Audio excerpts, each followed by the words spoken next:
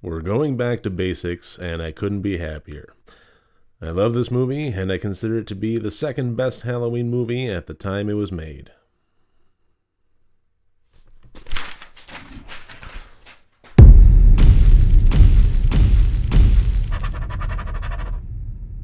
Hello and welcome to Rotted Review of the Day, and today we are continuing with the Halloween franchise, this time with the 2002 entry, Halloween Resurrection.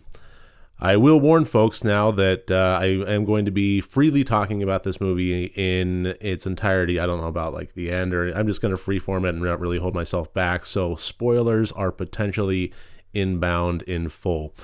Just because I really need to talk about it without having any kind of shackles upon my vocabulary.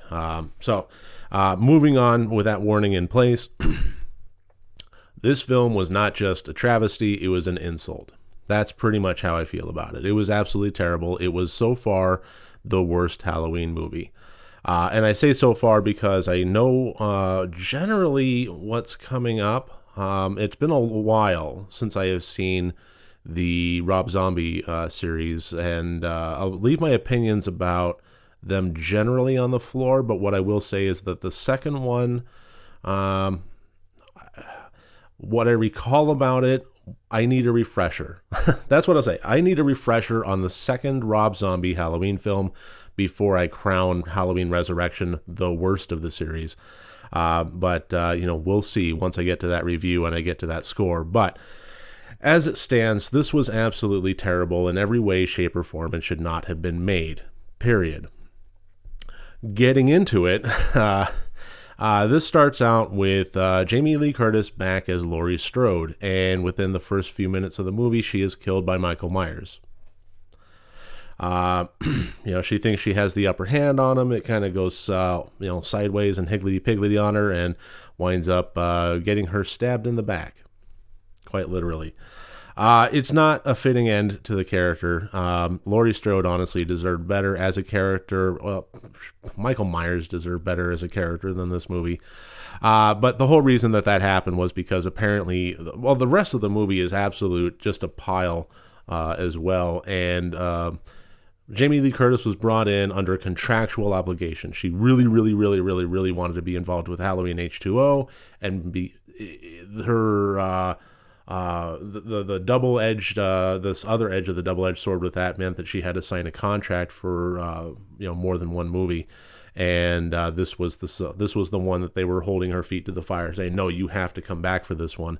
And she looked at the script and she looked at the remainder of the movie and she said, "Well, this is an absolute pile. This is a joke. This is terrible. I don't really want to be involved with this." And they're like, "Well, you just have to be a cameo, you don't have to be on screen for more than just a few seconds." And she says, "But you know what? If I'm going to be a part of this, then kill me. Kill my character. Just get it over with. I don't want to be involved if this is the direction you're going to go." So that's what they did. Well, at least that's how I understand it. That's what I've been reading.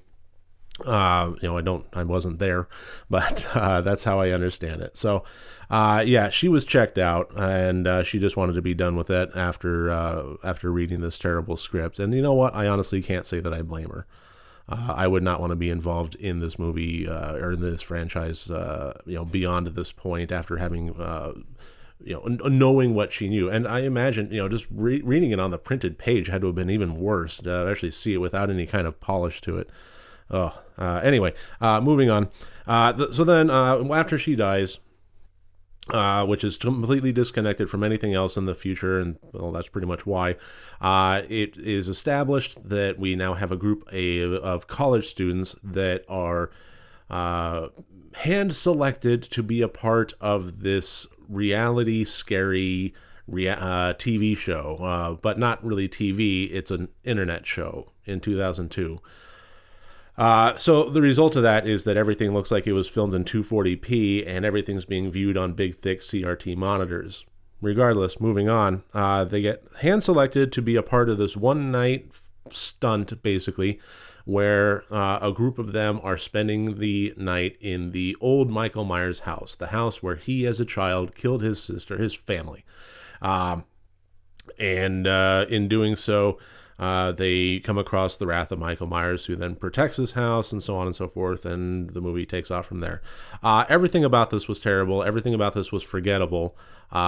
I knew it had probably been about 6 or 7 years since I had seen this one, and I knew it was bad, but I had forgotten just how bad until I watched it again yesterday for a refresher, and it was just absolutely miserable to get through. Everything about the entirety of the concept was bad. This was doomed from the get-go. Just from a written standpoint, everything about it needed to be scrapped, and honestly, the movie should just not have been made. They should not have pointed the cameras at anybody until a new script was written. And I don't mean rewritten or polished. I mean burned in a fire and rewritten. So there's a part of me that really wants to just leave it at that. But I know that there's a part of me that that kind of does more of a detailed, analytical kind of thing. So I'm going to listen to that latter half of me and really analyze what it was about the plot that drug this one down so much. Okay, first of all, like I said, the Laurie Strode character deserved better. But moving on, let's get past her death and get into the whole, the rest of the 90% of the movie. The villain's motivation was questionable, beyond questionable. The whole character of Michael Myers has been drawn to his family members. You had Laurie Strode. Which, okay, the first movie did not establish that she was his sister, but regardless, he did kill his family, and then he was out rampaging around the neighborhood. But the second movie established that she was his sister, so from there we have the Laurie Strode character, who is his sister. We have the Jamie character, who is his niece, so on and so forth. And that's always been his motivation, was to go after his bloodline. And, however convoluted they kind of wind up making this with the Mark of Thorn and the cult behind him, he was always going after his bloodline. And that was completely thrown away when they killed the Laurie Strode character. So now his motivations are very, very questionable. What is he doing? He's protecting his old childhood house. And they established that he has been living there, but at the same time, he really hasn't. He's been living adjacent to it in the sewers. And they had to break through a brick wall and come up through a locked port to even get into the house. So it's clear that not only was he not really residing there, but he hasn't stepped foot in there.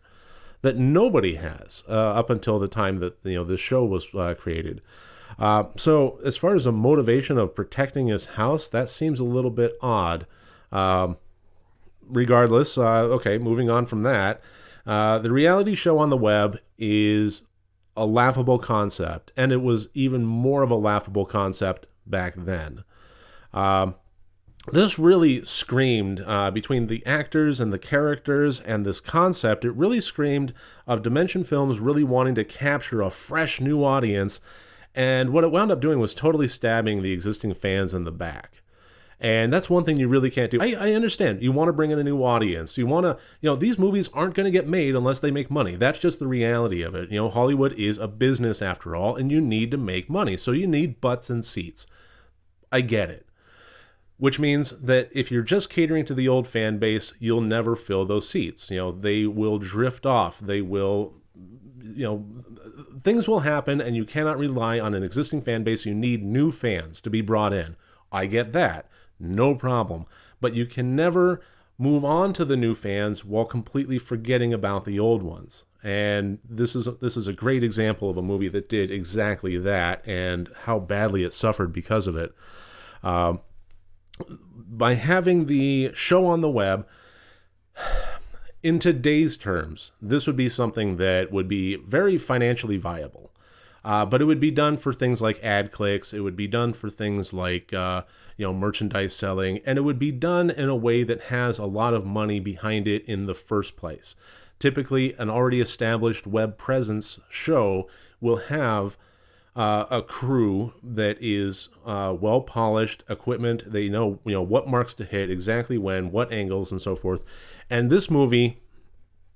this group of individuals that want to put on this show, they don't really, they have fine equipment and so on, but it seems like they're really just kind of wanting to get off the ground with this. And this doesn't seem like the kind of thing a startup would really do. But going back in time to 2002, it's even more laughable because things like ads on the internet didn't really exist in any financially viable form. And even if it did, the one thing this movie tried to do was constantly tell the actors, really ham it up, really interact with one another. We need more views. We need to get the audience really involved. We need to have, a level of audience participation really going here. And then they added fake scares and fake props and fake mysteries that, butted heads with the real mysteries going on. And, that caused character confusion and so on. Which just felt like a cheap tool. But, the whole purpose of that was to get more views, to get more clicks, to get more, people watching. Well, here's the thing about that, is in 2002, that would not have been the case. More people watching, sure, but the job would have already been done before the night even happened. As far as generating ad revenue, if you're going to have banners displaying on your website, the marketing department would have already done that. You would have already had the ads done, bought, paid for, cut, and in a slideshow rotation. And as far as viewers go, there's no such thing as people, if you were going to have them watch for free, okay, then you're basically just referring to the ad thing, which I've already stated. But beyond that, you're basically going to want new people to go behind a paywall and watch after the fact. And once that happens, what is the point of having any further mystery? The night has started, you have gotten the people that you want, you're done. Make it boring. Who cares? Have the characters just talk with one another. The person's already shelled out their $25 for access to this one-time night. Nothing about this on a motivational level, with the technological aspect of bringing this to the internet, really made any sense whatsoever. It really just felt like we need something, as far as that fresh new audience goes, they're computer savvy. We should have some internet stuffs with this. And that's really what it felt like. It felt like pandering. And then you wound up with the snapping back and forth between three realities. You had the in-house actual reality of the floating camera following the people, but then you had the cameras that were attached to them for the internet show, which again looked like it was filmed in 240p. If you like watching a third of your movie in absolute terrible grainy color swirling quality, then this movie is for you. And then you also had this group of individuals at this party watching the internet show. And this was the worst part as far as the tempo of the film goes. Just on an analytical level, anytime there was any kind of scares to happen, any spectacular kills, any preambles to the kills where you saw the character where you saw the Michael Myers character before his potential victim did. If you're watching and you see him in the background as they're kind of like looking around.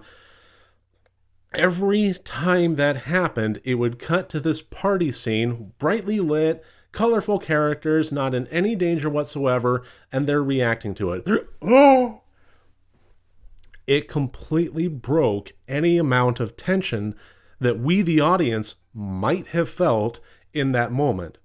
By having it break away to a safe scene, to a well-lit scene, to silly characters, any tension, any scares, any terror, any dread was completely broken. It was one of the worst things that they could have done from a developing an actual scary movie standpoint possible. And they constantly did it. Further, none of the characters that were in this were likable or identifiable. I still don't know, having watched this, who our protagonist was, who our hero was, or our heroine.